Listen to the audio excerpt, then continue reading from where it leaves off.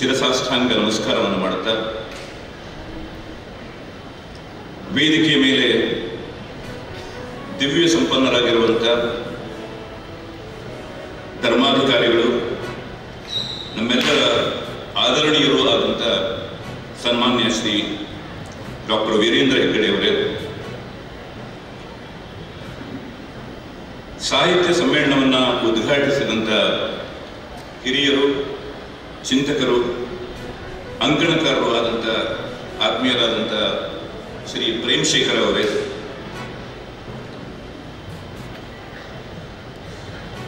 ಆತ್ಮೀಯರಾದಂಥ Shri D Harshendra Kumar ಅವರೇ,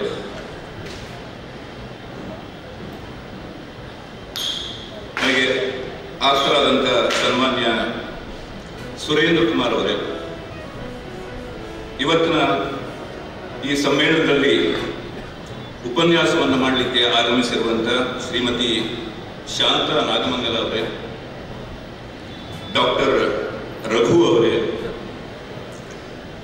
ನನ್ನ college ದಿನಗಳ ಸಹಪಾಠಿ ಹಾಗೂ ಆತ್ಮೀಯರಾದಂಥ ಡಾಕ್ಟರ್ BM ಶರವೇಂದ್ರ ಸ್ವಾಮಿ ಅವರೇ, ವೇದಿಕೆಯ ಮುಂಭಾಗದಲ್ಲಿ ಇರುವಂಥ ನನ್ನ ಆತ್ಮೀಯರಾದಂಥ ಹಿತೈಷಿಗಳು ಆದಂಥ ಶ್ರೀಮತಿ ಹೇಮಾವತಿ ಹೆಗಡೆ ಅವರೇ, ಸಭೆಯಲ್ಲಿ ಸೇರಿರುವಂಥ ಎಲ್ಲ ಶ್ರದ್ಧೆಯ ಮಾತೆಯರೇ, ಮಾನವಂತ ಮಹನೀಯರೇ, ನನ್ನ ವೃತ್ತಿ ಬಾಂಧವರಾದಂಥ ಮಾಧ್ಯಮ ಸ್ನೇಹಿತರೇ, ಎಲ್ಲರಿಗೂ ಧನ್ಯವಾದಗಳು.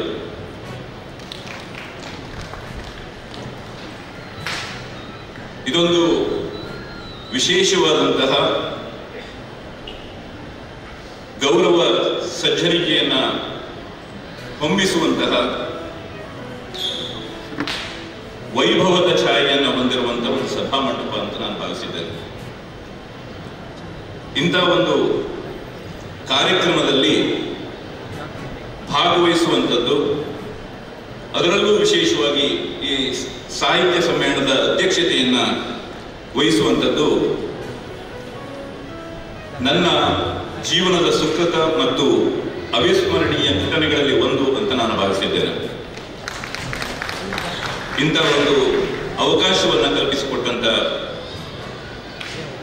ಡಾಕ್ಟರ್ ವೀರೇಂದ್ರ ಹೆಗ್ಗಡೆ ಅವರಿಗೆ ನಾನು ಅಂತಃಕರಣ ಪೂರ್ವಕವಾಗಿ ನನ್ನ ಕೃತಜ್ಞತೆಯನ್ನು ನಾನು ಸೂಚಿಸ್ತೇನೆ.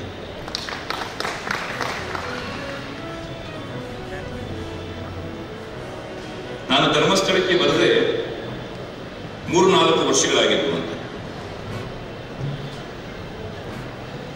ಇವತ್ತು ಬೆಂಗಳೂರಿನಿಂದ ಮಂಗಳೂರಿಗೆ ಬಂದು ಮಂಗಳೂರಿಂದ ಕಾರ್ನಲ್ಲಿ ಬರುವಾಗ ಯೋಚನೆ ಮಾಡ್ತಾ ಬಂದೆ. ಸಾಮಾನ್ಯವಾಗಿ ಅನಿಸುವುದಕ್ಕಿಂತ ವಿಶೇಷವಾಗಿ ನನಗೆ ಈ ಸಲದ ಪ್ರಯಾಣ ಒಂದು ವಿಚಿತ್ರ ಅನುಭವವನ್ನು ನೀಡಿತು ಅನ್ನುವಂಥದ್ದನ್ನು ನಿಮ್ಮ ಮುಂದೆ ಹಂಚಿಕೊಳ್ಬಹುದು ಅಂತ ಅಂದ್ಕೊಂಡೆ. ಧರ್ಮಸ್ಥಳಕ್ಕೆ ಆಗಮಿಸ್ತಾ ಇರುವಾಗ ನನ್ನ ಮನಸ್ಸಿನಲ್ಲಿ ಅನಿಸ್ತು, ಇಲ್ಲಿನ ಎಲ್ಲ ಸಂದೇಹದ ಗುಂಡಿಗಳೆಲ್ಲ ಮುಚ್ಚಿ ಹೋಗಿದ್ದನ್ನು ನಾನು ಕಂಡೆ ಅಂತ.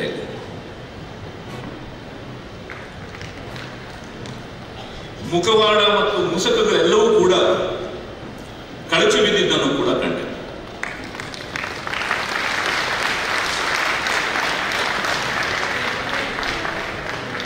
ಬುರುಡೆಗಳೆಲ್ಲ ಬರಿದಾಗಿದ್ದನ್ನು ಕೂಡ ಕಂಡೆ.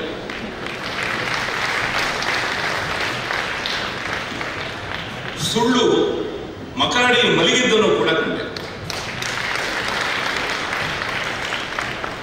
ಸತ್ಯ ಗೆದ್ದಿದ್ದನ್ನು ಕೂಡ ಕಂಡೆ.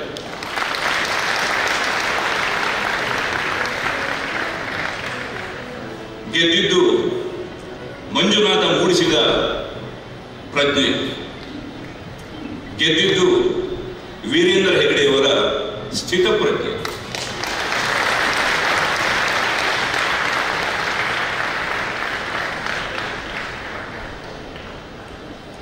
ನಾನು ಇದನ್ನು ವಿವರಿಸಬೇಕಾಗಿಲ್ಲ, ಎಲ್ಲರಿಗೂ ಕೂಡ ನಮಗೆ ಚೆನ್ನಾಗಿ ಅರ್ಥ ಆಗಿದೆ. ಸತ್ಯ ಗೋಡೆಯ ಮೇಲೆ ಬರದಷ್ಟು,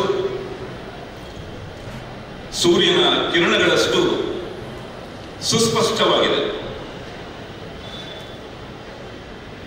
ಯಾರಲ್ಲೂ ಯಾವ ಸಂದೇಹಗಳು ಕೂಡ ಉಳಿದಿಲ್ಲ. ಆಕಾಶ ನೀಲಿಯಾಗಿದೆ, ಶುಭ್ರವಾಗಿದೆ. ಕಾರ್ಮೋಡಗಳೆಲ್ಲ ಚದರಿ ಹೋಗಿದೆ. ಪುರುಷೋತ್ತಮ್ ಬಿಳಿಮಲೆ ಅವರು ಕನ್ನಡ ಪ್ರಾಧಿಕಾರದ ಅಭಿವೃದ್ಧಿ ಪ್ರಾಧಿಕಾರದ ಅಧ್ಯಕ್ಷರ ಹೇಳಿಕೆ ದಕ್ಷಿಣ ಕನ್ನಡ ಜಿಲ್ಲಾ ಬಿಜೆಪಿಯ ಅಧ್ಯಕ್ಷರಾದಂತಹ ಸತೀಶ್ ಕುಂಪಳ ವಹಿಸಿಕೊಂಡಿದ್ದಾರೆ. ಕಲಾವಿದರು ಕಲಿಂಗಕಾಮಿಗಳು ಅನ್ನುವ ಹೇಳಿಕೆಯನ್ನ ಅವರು ನೀಡಿದ್ದಾರೆ. ಅದು ಅಕ್ಷಮ್ಯ ಅಪರಾಧ. ಮಾಜಿ ಮುಖ್ಯಮಂತ್ರಿಗಳು ಅವರು ಕೊಟ್ಟಿರ್ತಕ್ಕಂಥ ಹೇಳಿಕೆ ಯಕ್ಷಗಾನ ಕಲಾವಿದರಿಗೆ ಮಾಡಿರ್ತಕ್ಕಂಥ ಅಪಮಾನ ಅಷ್ಟೇ ಅಲ್ಲ,